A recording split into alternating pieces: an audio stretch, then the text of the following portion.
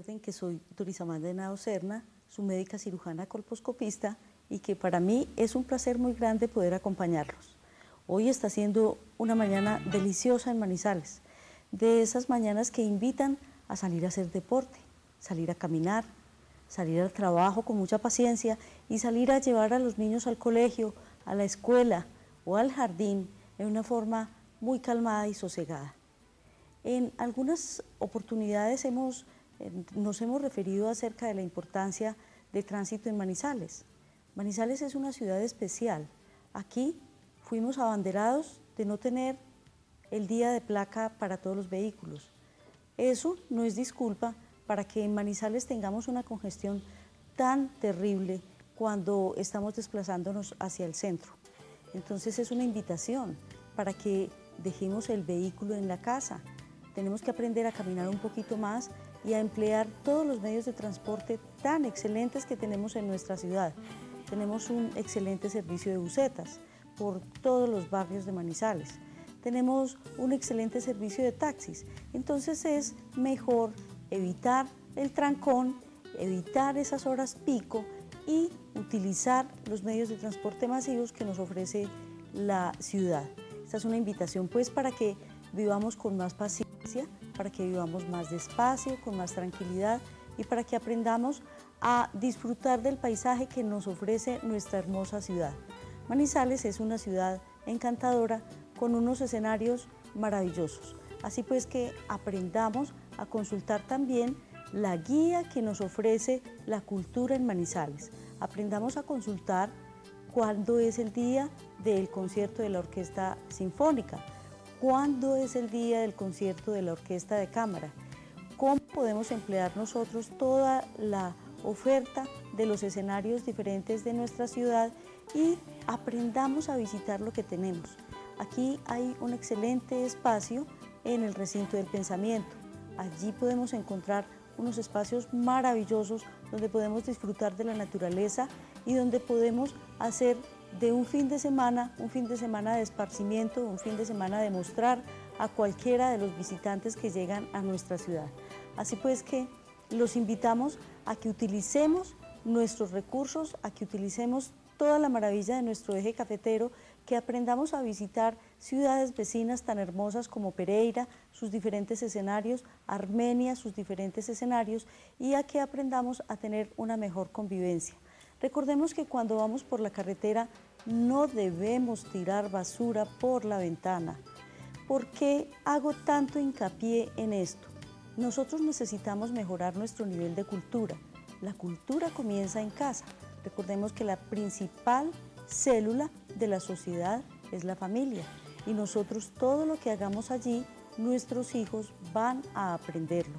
Entonces, enseñémosle a nuestros hijos a que la basura se dispone en los diferentes recipientes que podemos encontrar en la calle, que si vamos en el vehículo podemos utilizar una bolsita para poderlos depositar, que no debemos entorpecer el tránsito normal de la vida y que debemos afrontarlo con mucha satisfacción, respeto y encanto.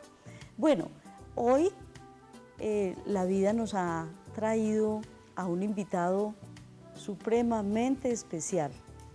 Ustedes ya lo reconocerán en unos pequeños momentos porque como fue víctima del trancón, llegó un tantico tarde.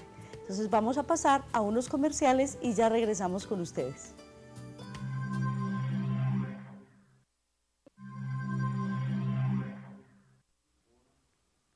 Bueno, ha llegado nuestro invitado, el doctor Jorge Hernán González Jaramillo. Él es un excelente médico, orgullo de nuestra región, formado en nuestra maravillosa Universidad de Caldas. Entonces, doctor Jorge Hernán González Jaramillo, buenos días. Para nosotros es un placer muy grande poder tenerte en nuestro programa y un orgullo, como lo decía. Entonces, por favor, preséntate, cuéntanos cuándo te graduaste, qué te llevó a hacer el tipo de medicina que tú haces actualmente. Muy buenos días a ti, Doris, mil gracias por la invitación, por lo que acabas de decir, muy gentil. A nuestros televidentes, pues buenos días, mi nombre es Jorge Hernán González Jaramillo. yo soy manizaleño, me gradué en el año de 1989 de la Facultad de Medicina de la Universidad de Caldas y desde entonces continué cultivando esa semilla que nos dieron los maestros de aquel entonces. Ya muchos de ellos no nos acompañan, pero siempre sembraron esa inquietud de ser más que un médico, buscar la capacidad del medio y los recursos para servir bien a nuestros pacientes. Nos ponían a nuestros pacientes en el corazón. En ese entonces no era el boom de las especialidades, sino salir siendo médicos y tratar en el transcurso de esa vida profesional y de esa vida que Dios nos permite mejorarnos como profesionales y servirle a los pacientes. Ellos fueron los que sembraron entonces en mí esa inquietud, que también la tengo de varios compañeros como tú, de explorar en todos los conocimientos de la medicina y en todos los vertederos de conocimiento de la medicina para buscar ser cada vez mejores médicos. Y desde ahí seguí y continué. Muchas veces dentro de la academia convencional y otras comencé a conocer que lo convencional no era solamente la única forma de adquirir conocimientos. Y de ahí surge todo este proceso de buscar hacer medicina integral e integrativa. Bueno, entonces ahora vamos a pasar, doctor Jorge Hernán, a describir qué es medicina integrativa. Muy bien. De esto se viene hablando hace mucho tiempo, pero digamos que el término como tal fue ya diseñado con patrón científico, como un nuevo paradigma desde los años 70. Era con todo este boom de los medios de comunicación, con la llegada de las redes de comunicación y de la internet, pues los conocimientos comenzaron a darse y a tenerse más pronto, y muchos médicos comenzaron a darse cuenta que en culturas como la China, como la India, incluso culturas como los alemanes, los italianos, los mismos franceses, los americanos, porque eran todos buscando la misma condición de beneficiar a los pacientes, pero desde diferentes visiones. Y la idea fue tomar de todas ellas lo que nos beneficiaba. Con este boom de la globalización y el boom ecológico, entonces se dieron cuenta que había formas de tratar a los pacientes con menos incidencia tóxica y que definitivamente no debíamos seguir tratando enfermedades, sino que teníamos que regresar a la visión del enfermo. Lo que estábamos tratando eran enfermos, porque aunque varias personas, puedan padecer la misma enfermedad, la forma en que esa enfermedad se manifiesta es diferente según el individuo. Y comenzamos a hablar desde la parte del genoma humano, cuando se abrió la investigación del genoma y cuando llegaron a decir que se había descubierto el genoma humano. Lo que descubrimos no fue muchas respuestas, sino por el contrario, muchas preguntas. Pensamos que habíamos abierto la puerta hacia una solución y resultamos encontrando más problemas. Y se dio cuenta los científicos, los investigadores, que la parte que hoy llamamos epigenética, que no es directamente relacionada con el genoma, sino lo que lo rodea, era tan importante que en la parte terapéutica había que tenerla en cuenta. Eso incluye el medio ambiente, el entorno, la ecología, y que lo estábamos desintegrando. Estábamos viendo a los enfermos por partes y el ser humano quería ser tratado integralmente. Y ahí es donde aparece el término integrar. No sigamos partiendo, volvamos a integrar al paciente y de ahí muchos médicos, ya esto no es una locura, no es un proceso, ¿no? de algunas personas raras o que salen del común. Es el nuevo paradigma de la medicina como ciencia y como parte humanística. Volvimos otra vez al médico científico y humanista, que debe tener en cuenta no solamente todos esos procesos genéticos, sino también los entornos del ser humano. Recuerdo que en alguna ocasión con la doctora Rubelia Soto, que es una pediatra, mejor dicho, de mostrar en cualquier parte del mundo, nuestra doctora Rubelia, alguna vez unos colegas le decían, a ver, ¿qué brujerías le va a hacer usted a estos niños? No se mejoran, ¿sí? Y era eso precisamente, llegar a buscar otras estrategias que le ayuden al paciente, ¿sí? Entonces, de eso se trata. Y como el doctor González perfectamente lo describe, no se trata de hacer una medicina extraña ¿qué dijera yo? Ni mágica. Ni esotérica, ni mágica, sino buscar todos los recursos que vayan en pro del paciente. Aquí, doctor, acabas de mencionar una palabra muy importante que es epigenética. Entonces, vamos a desbaratar esta palabra. Lo que quiere decir epi es todo lo que está alrededor o por encima. Y genética, todo lo que tiene que ver con el genoma, o sea, toda la influencia que tiene el medio en cualquier circunstancia sobre el genoma humano y sobre el genoma también de todo, porque es que nosotros somos de origen biológico, o sea que los animales, nosotros también somos animales, igual los otros animales y las plantas, es decir, todos pertenecemos a un sistema global.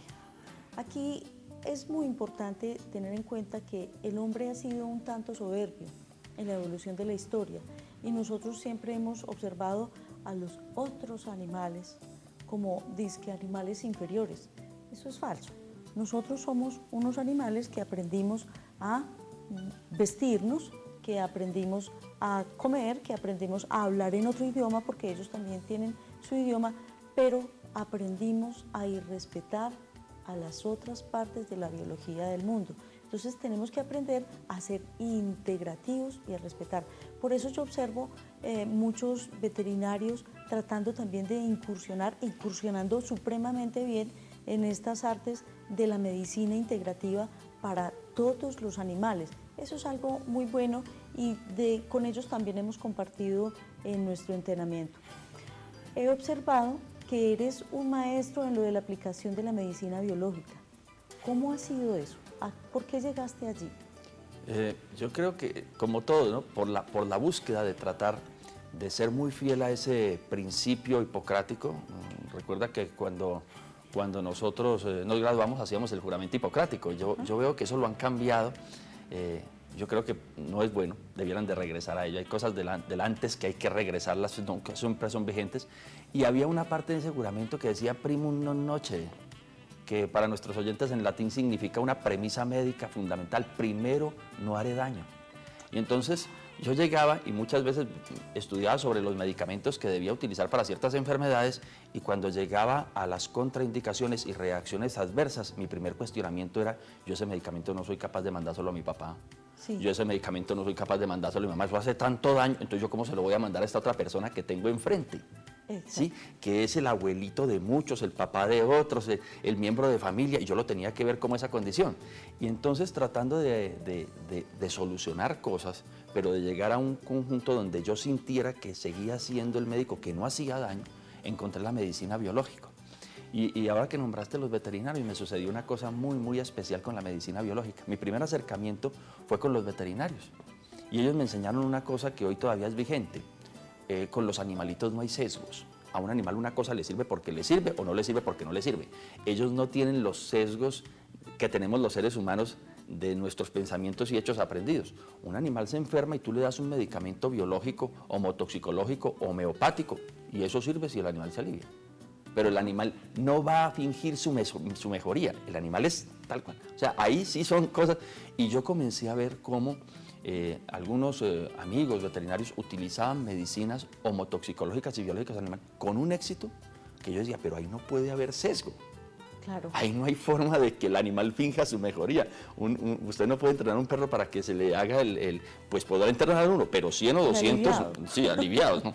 Y comencé a ver eso. En los veterinarios ya es una gran tendencia, no en nuestro medio, es a nivel mundial. Ajá. A nivel mundial. Y uno lo ve incluso. Ellos son los que más han investigado. Acuérdate que todo el descubrimiento del material genético es en veterinaria. Son aplicaciones que se hicieron, y toda la aplicación de la genética es casi siempre en veterinaria.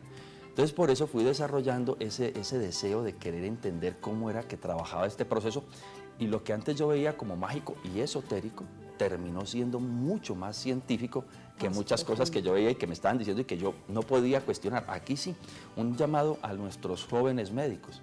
El médico no es científico porque sea médico, es porque sigue estudiando, sigue investigando y no pierde su capacidad de cuestionarse el por qué y el para qué. Aquí tenemos una primera pregunta. Buenos días. Doctores, buenos días. ¿Cómo amanece? Que Dios me los bendiga. Muchas gracias. Doctora, le cuento que una enseñanza que usted me dio, resulta de que yo sufría por la noche un ahogamiento tremendo. Llamé a su programa y usted me dijo, levante la cama 10 o 15 centímetros y verá. Total remedio. Mi Dios le pague. Con mucho amor. Muchísimas gracias y que Dios me la bendiga. Muchas Mi gracias. segunda pregunta es, tengo una hermana que tiene 60 años. Resulta que el sábado es que se levantó, se bañó y ella normal. Cuando de pronto es que sintió que algo le caminaba como por el cuerpo y que sintió que se le subía como por el brazo, entonces ella volteó a mirar a ver qué era lo que le pasaba, qué animal tenía, y resulta de que en ese momento vio que una mancha azul circulaba por dentro de la piel, luego esa mancha se convirtió en morado y luego desapareció y quedó el brazo que totalmente blanco, pero no sintió ningún dolor. Entonces, pues nuestra pregunta es, ¿qué puede haber sido eso? Bueno, muchas gracias por su observación y vamos a ver, desde la semiología, ¿qué fue lo que ocurrió, doctor? Parecía algo, en principio, vascular, ¿no? ¿Sí? Sí, semejó un cuadro de un proceso vascular. No sabría qué otros antecedentes podría tener la persona. Ahí comenzamos con medicina integrativa. ¿Qué otras cosas desde el entorno, no solamente el síntoma, sino hacia atrás, qué medicamentos puede estar tomando la señora, nuestra paciente en cuestión, qué enfermedades ha padecido, hasta qué antecedentes, vamos, y podríamos determinar si esto es, porque aquí cada síntoma es un llamado del cuerpo, es una relación. Desde el punto de vista de la medicina integrativa, la enfermedad la vemos es como una parte de la comunicación, no la eliminamos, sino que tratamos de buscar su causalidad. El cuerpo siempre nos está informando. Lo normal es que nosotros no sintamos nada, no tenemos por qué estar sintiendo los latidos del corazón si el corazón está bien. Exacto. No tenemos por qué estar sintiendo la cabeza porque si está bien está ahí. Y entonces, en ese mismo orden de ideas, diría que eso es una señal de un sistema vascular. Ajá. En ocasiones observamos cómo se presentan de pronto morados en las partes terminales de los dedos. Y de pronto el paciente dice, yo estaba normal, estaba tranquilo, cuando de pronto sentí un dolor intenso y de pronto esa parte del dedo se me puso morada. ¿Qué será eso? Recordemos que allí, en el pulpejo de los dedos, allí existe una cosa que se llama la circulación terminal, cuando hay esa unión entre el sistema arterial, que es el que nos lleva la sangre oxigenada, y el sistema venoso, que es el que retorna ya con la sangre usada nuevamente para limpiarla. Allí pueden llegar pequeños trombitos, o sea, unas acumulaciones o un apelotonamiento, si pudiéramos decir así, de algunas sustancias de la sangre que hacen que en ese lugar no alcance a pasar a devolverse por el sistema venoso. Llega y ocluye allí.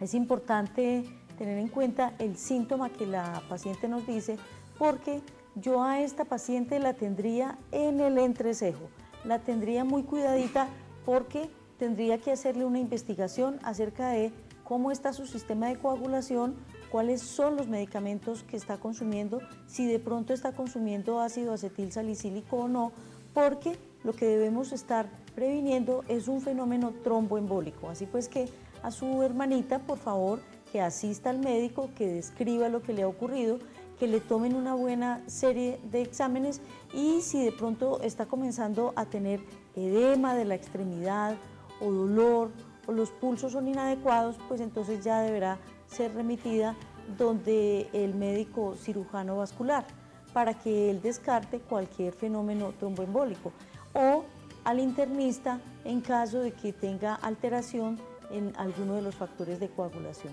Doctor, dentro de las artes que estás practicando y que has estudiado profundamente está el proceso de la ozonoterapia. Me gustaría mucho que nos contaras cómo es ese proceso, qué es lo que se hace con ozonoterapia, porque de pronto nosotros conocemos que el agua se debe pasar por ozono y entonces tenemos unos dispensadores en la cocina que nos limpian el agua. ¿Qué es lo que estás haciendo con la ozonoterapia? Muy bien. Bueno, el ozono no es nuevo. El ozono hay que entenderlo como algo que ya tiene más de 150 años de descubierto. Como todos los grandes descubrimientos de la humanidad, fue también accidental. Por allá hacia 1860, los científicos, esas personas que se preguntan, se cuestionan siempre las cosas, no se van tragando enterito, comenzaron a notar un holandés, comenzó a notar que cuando habían tormentas eléctricas, el aire tenía un olor especial. Y fue que descubrió que bajo esas tormentas eléctricas, bajo esos rayos, el aire cambiaba de olor, por eso se llama ozono. Ozono significa, es de una raíz del latín que significa aire que tiene olor.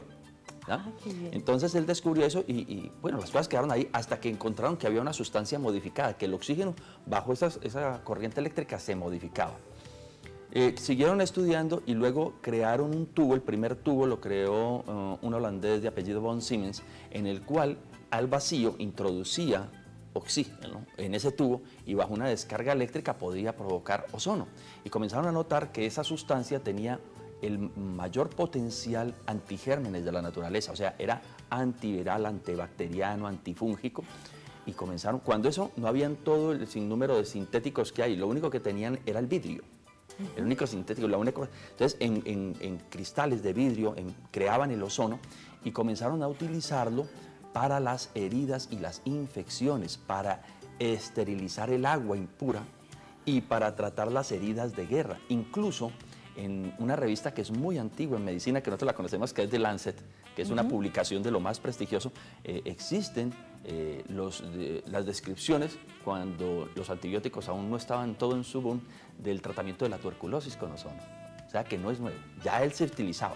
¿Qué sucede? Que era muy engorroso andar con todo un aparato de vidrio que tenía grandes dimensiones y sobre todo era muy difícil obtener la energía eléctrica. O sea, crear ozono era muy costoso a pesar de los grandes beneficios. Y ya estaba apareciendo la química farmacéutica y estaba diseñando los comprimidos, los inyectables, las inyecciones. Entonces, gracias a la facilidad de hacer medicamentos químicos, pues el ozono fue desplazado.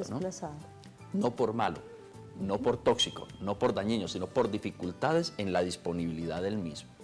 Sin embargo, todos los conocimientos de ozono fueron desarrollados en Alemania, en Rusia, sobre todo en la fase donde estuvo la cortina de hierro, el muro de...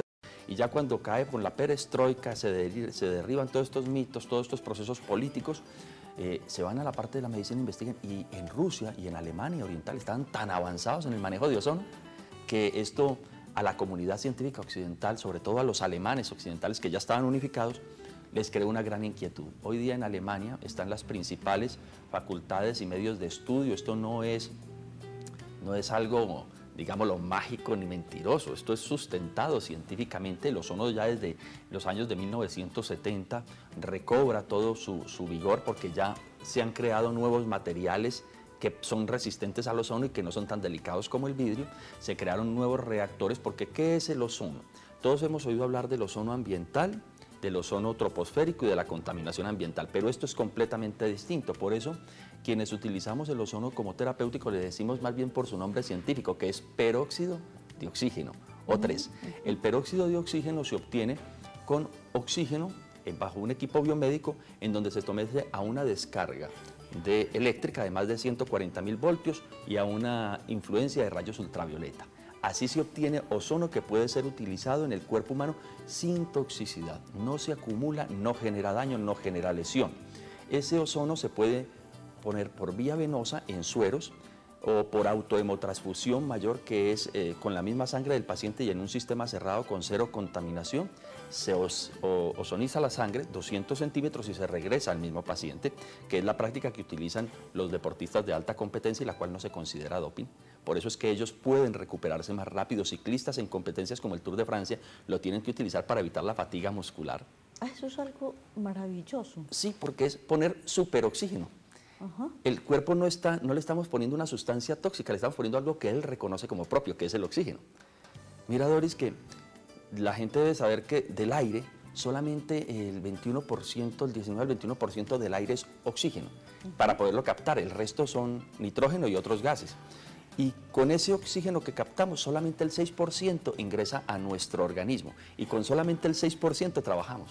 Entonces, si yo les digo que a través de mecanismos científicamente estudiados y médicamente compatibles y éticos podemos poner oxígeno en disposición superior al 6%, podemos llegar a concentraciones del 25 y el 50% sin ser tóxicas, entonces el organismo lo que tendría es una sustancia que le ayudaría a reparar más rápido sus problemas. Por eso el ozono es antiinflamatorio, antigérmenes, es modulador inmunológico, mejora la capacidad de los glóbulos blancos para inmunidad y es regulador del endotelio, que es uno de los grandes problemas que tenemos en la medicina, son las disfunciones endoteliales. El endotelio es la parte interna de nuestros vasos sanguíneos, o sea, es un órgano inmenso, gigantesco, que se afecta mucho por nuestra dieta. Por eso hablamos de medicinas integrales, partimos desde lo que comemos y desde lo que respiramos y desde lo que pensamos.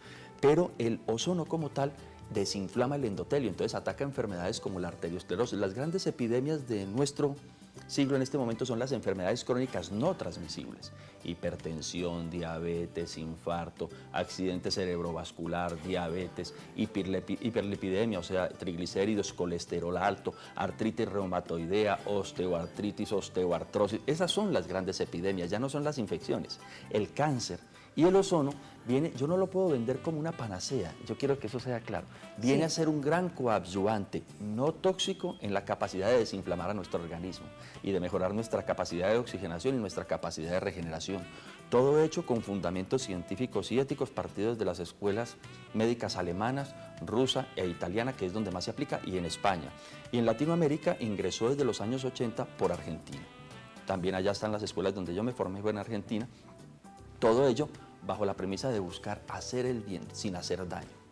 Aquí tenemos nosotros una influencia muy grande de personas latinoamericanas que comenzaron a utilizar todos estos recursos que quedaron allá camuflados en el proceso de la guerra, que precisamente han sido los brasileros y los argentinos, porque hacia allí se desplazaron muchas de las personas que habían desarrollado procesos científicos y que por efectos de la guerra tuvieron que huir. Nos trajeron estas partes del arte de la medicina mirada desde otro ángulo y que habían sido también ellos científicos que habían investigado en esos mismos procesos. Así pues, Alemania ha sido uno de los precursores en la medicina, apalancándose en todo eso de la medicina francesa, la medicina romántica que nos enseñó a la interpretación del síntoma y a la interpretación y a hacer la lectura adecuada sobre el mismo paciente. Entonces, esto es una medicina muy hermosa. Aquí tengo un interrogante. Anteriormente nosotros teníamos mucha precaución cuando teníamos un paciente hospitalizado y resulta que de pronto alguien decía: ¿por qué este paciente tiene el oxígeno puesto a tantos litros? Mire que podemos hacer un desprendimiento de retina. Mi interrogante es el siguiente: ¿existe el mismo riesgo con la ozonoterapia que con el oxígeno suministrado por cánula a ese volumen? Bueno, esa es una de las condiciones de los avances científicos con el ozono, y es que se descubrieron cuáles eran las dosis tóxicas y las dosis terapéuticas. Y se pudieron crear equipos, que hoy día son equipos certificados por la Comunidad Europea, equipos incluso ya certificados por INVIMA, nuestra ente rector, en donde las mezclas de ozono-oxígeno son muy bajas. Casi que se podría decir que la mezcla para sueros y para autohemotransfusiones no superan la proporción del 5% versus 95% de oxígeno, pero los más utilizados son 99.05%, o sea, apenas el 0.5% de ozono.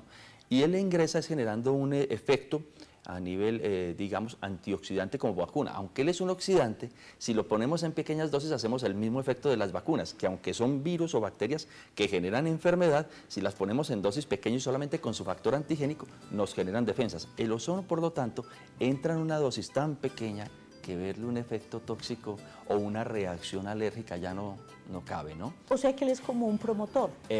Por eso se le considera más un precursor, una prodroga que activan procesos a nivel orgánico maravillosos. Por ejemplo, a nivel hígado. A nivel hígado es maravilloso porque produce glutatión peroxidasa, que eso no hay medicamento alguno que lo produzca. Aumenta el óxido nitroso, que no hay medicamento alguno que lo dispare. Entonces es eso, hace despertar al organismo para generar un factor de reparación. Bueno, doctor Jorge Hernán, esta conversación es apasionante porque estamos mirando la medicina desde un ángulo muy delicioso, científico y no tóxico. Aquí vamos a pasar a unos comerciales y ya regresamos con ustedes.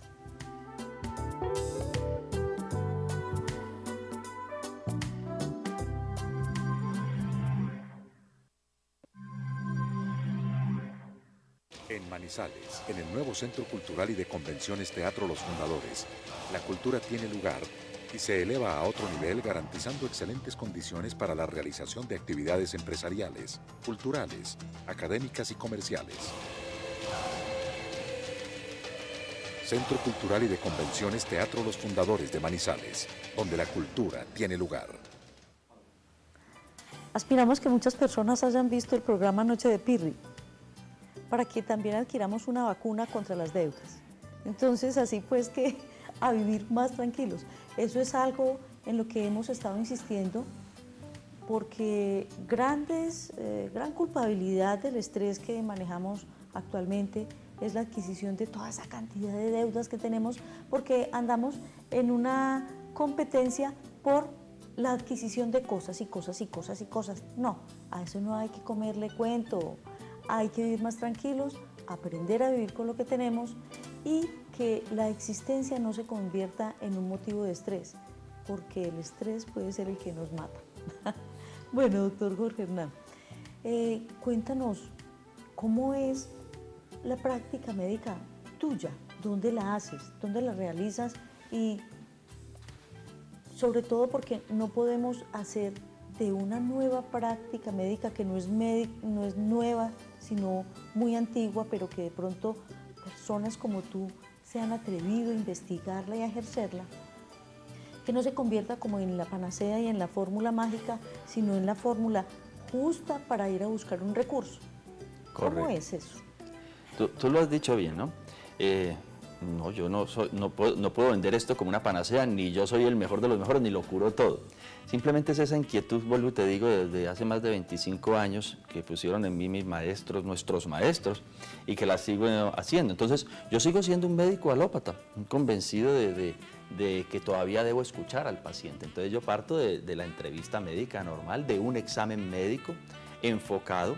Claro, en el proceso sigo pensando que uno de los máximos errores de la práctica de la medicina médica en la EPS es que no hay tiempo para escuchar y examinar a un paciente. Me pueden poner todo lo demás, pero si eso que es el trato humano se acabó, ya no tenemos una buena condición médica. Entonces, después de eso, basado en lo que el paciente tiene, uno determina cuál de las terapéuticas que manejo, que también está la alopatía. Yo no le voy a negar a un antibiótico a un paciente que lo necesita. Si tenemos la infección, hay que poner su antibiótico, en eso estamos claros.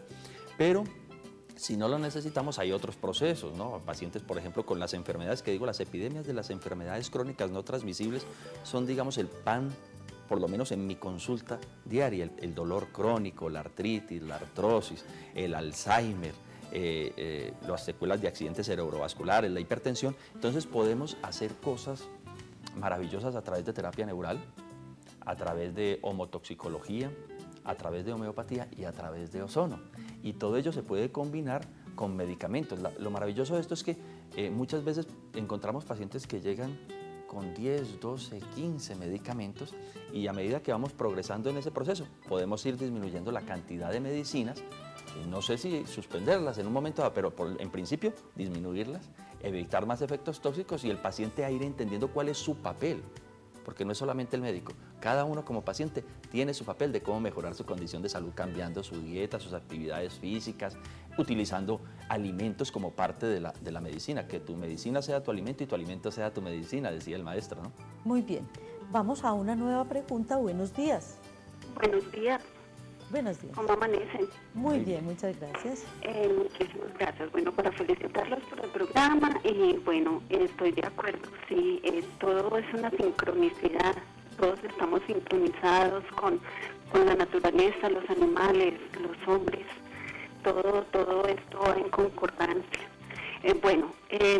Quiero hacer dos preguntitas para ver qué podría ser bueno para una persona que tiene espolón calcáneo hace 12 años y pues es pesadito, el señor está pesadito y pues cuando hace muchísimo frío entonces le afecta mucho esto a los talones.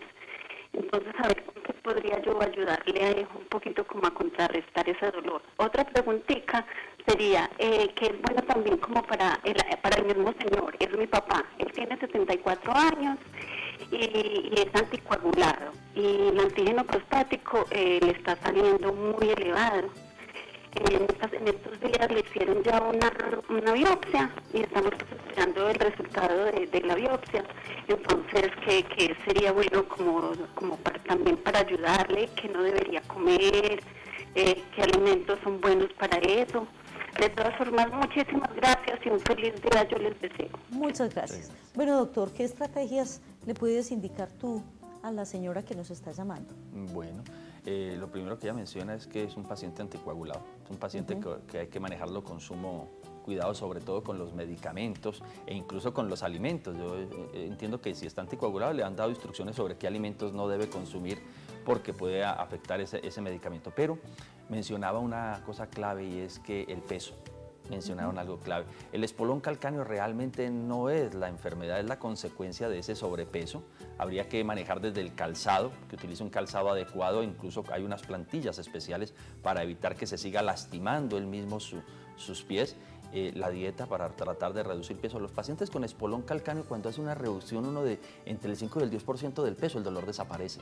Claro. Eso lo vemos frecuentemente. Si tenemos el paciente que pesa los 80 kilos y lo logramos bajar 4 o 5 kilos, el dolor del espolón mejora notablemente. En cuanto a la próstata, esperar ese resultado de la biopsia. Ya hicieron la parte clave para el diagnóstico y desde el punto de vista natural el saupalmeto sigue siendo, o el Sabal, ¿no? Que es en homeopatía se conoce como el Sabal, las gotas de Sabal, y dentro de la medicina natural es el saupalmeto, que ayuda muchísimo en el manejo de la inflamación prostática, de la hipertrofia prostática, y se le han encontrado junto con unas sustancias que llaman licopenos, que fueron muy comúnmente extraídas del tomate. Hoy día ya se consiguen también medicamentos muy buenos con licopenos, nos ayudan a disminuir el tamaño y la inflamación de la próstata. Del tomate chonto.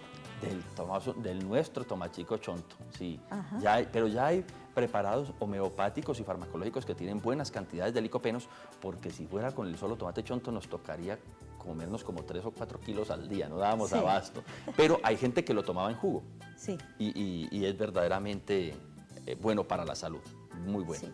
Bueno, aquí es importante recordarle pues que también se puede ayudar con calor húmedo, metiendo los pies en agua con sulfato de magnesio dentro de una ponchera con agüita tibia por la noche y haciendo ejercicios de los pies dentro de esa ponchera. Eso le va a relajar la musculatura y los tendones que se están insertando allí en ese gancho que se hace por debajo del pie. Entonces, esa es una cosa importante. Y tener en cuenta sustancias que él no debe consumir, como son ajo, como son algunos elementos verdes, entre ellos está ayúdame tú, elementos verdes como... el brócoli. El brócoli. El brócoli, la coliflor, la lechuga, el repollo, las habichuelas, ¿sí? Estas cosas verdes que van a interferir también con el sistema de coagulación. Exacto. Y como está anticoagulado, no podemos utilizar terapia neural, que sería el otro gran proceso que sí nos ayuda muchísimo, pero en él está contraindicada. Bueno, mire, hay que ser honesto, no se puede utilizar terapia neural. Muy bien. Vamos a una nueva pregunta. Buenos días. Buenos días, doctor. ¿Cómo amanecieron? Buenos días. Muy bien. Para hacerle una preguntita al doctor. Claro. Doctor, quiero saber un poquito más sobre la autohemoterapia. Correcto. Bueno, me la han recomendado, pero siento temor porque quiero saber un poco más sobre ella. Correcto. Bueno, doctor, que tenga un maravilloso día y muchas gracias. Muchas gracias. Lo mismo a ti, gracias por llamar. Bueno, la autohemoterapia mayor es tal vez la práctica con ozono que más evidencia científica acumulada tiene. Ese, digamos, el gran proceso de investigación que tienen los alemanes y en este momento un italiano que es candidato a premio Nobel, que es el doctor Belio Bocci. Belio Bocci es la persona que ha demostrado cómo es que funciona realmente la autohemoterapia y por eso en Europa es una práctica usual. En nuestro país todavía no la podemos, digamos, hacer con todo lo que quisiéramos porque los equipos que queremos traer son alemanes, certificados, INVIMA, y estamos en ese proceso porque no queremos en ningún momento violar la legislación, queremos estar dentro de la normatividad para demostrar que lo que hacemos es correcto y es profesional. Entonces, cuando hacemos autohemotransfusión, es en un sistema cerrado que no admite contaminación alguna, que es donde la sangre se maneja con todos los reglamentos y cuidados, entonces se extraen entre 100 y 150, máximo 200 según el peso del paciente, centímetros cúbicos de sangre que se llevan a un sistema invasivo donde reciben la influencia de oxígeno ozonizado, o sea, de peróxido de oxígeno, entra en contacto, esto genera una oxigenación máxima de la sangre y se regresa en el mismo tiempo por el mismo sistema al organismo. No hay riesgo de hacer una embolia de ningún tipo porque el gas entra en contacto con la sangre y la presión máxima sale por otra válvula, que es una de las inquietudes. La gente se pregunta, ¿cómo no? Estos son dispositivos ya creados. Entonces, al ingresar esa sangre ya ozonizada, se llama así autohemotransfusión mayor, es porque son 150 o 200 centímetros cúbicos, el paciente permanece bajo observación, eso dura más o menos 40 minutos, y después de esos 40 minutos un poquito de reposo y el paciente va para la casa. Siente algunas molestias, como una sensación de frialdad en el cuerpo, como si se hubieran chupado una menta. Algunos sienten una sensación de electricidad en la lengua y no más. El paciente, eso debe venir sin temor. La gente cuando ve la sangre va con mucho temor, pero realmente es como si estuviéramos haciendo una donación de sangre. Así funciona el asunto. Los efectos son maravillosos, los efectos de estos son maravillosos. Se hacen en sesiones de 1 o hasta 2 veces a la semana hasta completar unas 4 a 6 sesiones y luego se pueden espaciar según la necesidad de la patología que tenga la persona, porque eso ya vienen estándares. En el 2010 se hizo una cosa que se llama la Declaración de Madrid. Todas las escuelas de ozono europeas se reunieron y sacaron la Declaración de Madrid, donde están todos los protocolos científicos y estandarizados y justificados de cómo se practica la ozonoterapia. O sea, eso no es haciendo lo que cualquiera que tenga un equipo de ozono quiera hacer, no, esto está reglamentado, ¿no? Y hay congresos, por ejemplo, viajamos este mes al Congreso Mundial de Ozono. Hay un congreso, más de 26.000 médicos, en este momento en Alemania son más de 7.000 médicos practicando ozono y cada vez demostrando por qué sirve, por qué lo debemos implementar dentro de nuestra terapéutica. ¿Y qué diferencia hay entonces, doctor, entre la terapia autosanguis y la terapia con ozono?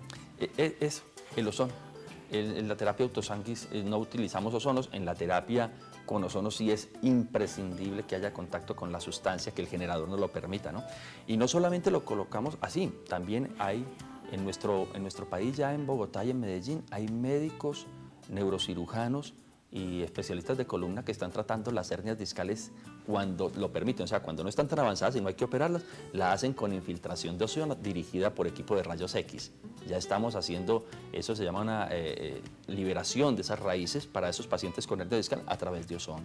Bueno, doctor, tenemos una nueva pregunta. Hola. Buenos días. Buenos días. Buenos días. Bueno, qué pena, soy la misma paciente de hace un momento, Sí, señora. sino que quiero saber, se me escapó preguntar si ustedes en este momento la están haciendo y dónde los puedo conseguir. Muchas gracias. No, Muchas gracias. la autohemoterapia mayor todavía, como te digo, necesitamos tener todos los avales, no la podemos realizar. Estamos capacitados para hacerlos, tenemos los equipos, pero hasta que no nos den nuestro aval y no podemos realizarla. Pero la capacitación sí. Ahora, yo estoy trabajando en Chinchiná hace 25 años. Yo soy hijo adoptivo de una hermosa ciudad que es Chinchiná, Caldas, aunque yo nací en Manizales, y allá he realizado mi práctica los últimos 25 años, solo que desde hace unos 5 meses he abierto un consultorio aquí en compañía también de la tienda naturista Los Auces, que es medicina natural y medicina integrativa. Me llamaron para que hiciera lo mismo que hago en Chinchiná. Y entonces hace 5 meses estoy en la carrera 19. Sí, esto es carrera, a ver si carrera... No, es carrera 21 entre calles 19 y 24. Ya me enredo yo en Manizales. En lo que llamábamos el antiguo sector del Teatro Olimpia. Allí está la tienda naturista Los Sauces y está el centro médico Los Sauces. Y ahí estamos trabajando en las horas de la mañana y por la tarde siempre mi consultorio en Chinchiná. Entonces es carrera 21. Sí, número 1924. 1924 y estás en el segundo piso. Segundo piso, Bueno. aunque eso se va a adaptar ya con el salvaescaleras y todas las cosas muy para bien. que también las personas ¿Y que con tengan qué discapacidad. ¿En qué teléfono pueden localizar? Eso es 883-2233. 883-2233. Bueno, aquí tenemos pues un excelente programa con el doctor Jorge Hernán González Jaramillo. Con esos nombres esos apellidos tan paisas.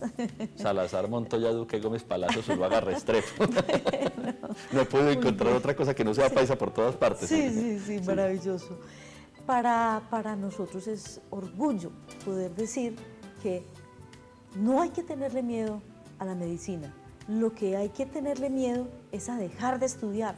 O sea, pues que queridos colegas que están observando el programa, hay que adentrarse en esas prácticas en una forma muy responsable, estudiando donde se debe, poniéndose en contacto con las mejores personas que nos puedan suministrar información y llegando a romper paradigmas, a practicar estructuras que ya han sido investigadas y que tienen una solvencia en la demostración de cómo hacen de buen efecto y que se deben buscar verdaderos profesionales que hayan tenido una muy buena capacitación.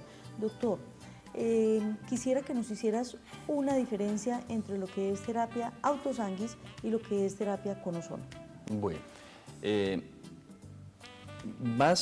no practico yo mucho la terapia, no practico la terapia autosanguis, pero ya con la terapia con ozono buscamos un efecto, digamos, muy similar, solo que en el ozono se potencia por la misma condición de ozono, y es hacer despertar toda esa condición inmunológica del organismo. Es como para un ejemplo para nuestros pacientes, es como cuando el sistema de un computador se copa y tú lo único que puedes hacer es resetearlo. Ajá. Igual. Entonces, cuando hacemos terapia autosanguis o ozono, lo que tenemos que hacer es resetear ciertas condiciones de nuestro organismo que andan en un desorden. Le escuchaba yo a un colega hace poco una comparación muy hermosa. Es como cuando tú ves tu cama, te levantas y está toda arrugada. Pues te levantaste, entonces las cobijas, las sábanas, y tú vuelves y la tiendes. Y la dejas perfecta. Y eso es lo que se hace con terapia autosanguis o con ozono. Realmente pueden servir en el mismo caso para similares procesos porque actúan desde el punto de vista general de estimulación. Pero en el ozono lo que hacemos es potenciar más esa capacidad que tiene esa sangre de ser un transmisor o un torrente que lleva oxígeno. ¿Con esta terapia se puede llegar a tener un fenómeno de vicariación? No. Bueno, No hay fenómenos de vicariación. Vamos a explicar qué es un fenómeno de vicariación entonces. El fenómeno de vicariación es ese fenómeno de agravamiento que puede ocurrir con la homeopatía. Muchos pacientes, cuando inician un proceso de tratamiento con homeopatía, sienten que la enfermedad les empeoró, sienten que esa enfermedad se les agravó, pero deben de ser advertidos de que eso dura de 3 a 5 días y que lo que está indicando es que estamos con el fármaco correcto, porque el principio de la homeopatía es similius civilius curantur, o sea, lo similar cura lo mismo. Entonces por eso aparece la enfermedad como agravada, pero luego el organismo reconoce sus patrones de organización y arranca y nuevamente está bien. Con el ozono sí no hay fenómenos de vicariación. Que casi es prácticamente la fundamentación de cuando se formaron las vacunas, cuando se crearon las vacunas. O sea, con un producto que generaba una enfermedad, se ha creado algo que va a potencializar la no presencia de esa enfermedad. Tú mencionabas algo muy especial y se lo dirigías a nuestros colegas y a los estudiantes. Es que se están quedando en el año de 1960. Están viendo todavía las teorías de Newton y se quedaron planos. Y resulta que la ciencia, inclusive la medicina, que es una ciencia, evolucionó a las teorías cuánticas, ¿sí? Ya no todo es causa y efecto. Ya eso explica una parte de las cosas, pero no todas. Ya pasamos al átomo. La gente incluso del común sabe que estamos en la medicina, en la era atómica y ya en la era subatómica y la era cuántica. La gente lo conoce y lo sabe. Y los médicos no. Entonces hay que comenzar a mirar la perspectiva. A los médicos tenemos que ser los primeros en liderar ese proceso de cambios de paradigmas, que significa de que nuestros conocimientos se integren más al mundo en el que vivimos, no estamos aparte de él. Y segundo, que cuando uno en medicina se prepara y estudia, no lo hace pensando en su bien, lo hace primero en el bien del otro al que le voy a servir, y ahí las cosas funcionan solitas. Doris Amanda Henao Serna, su médica cirujana colposcopista, se despide de ustedes hoy. Les desea una excelente semana. Recuerden que mi celular es 310-3900-856. Estoy muy contenta de estar hoy con ustedes y por favor, desde hoy vamos a saludarnos en el espejo y a desearnos una feliz semana. Abracemos a nuestros hijos, a nuestros papás, a nuestros familiares y a nuestros compañeros de la oficina. Buena semana. Doctor, muchas gracias. A ti, Doris, muy gentil.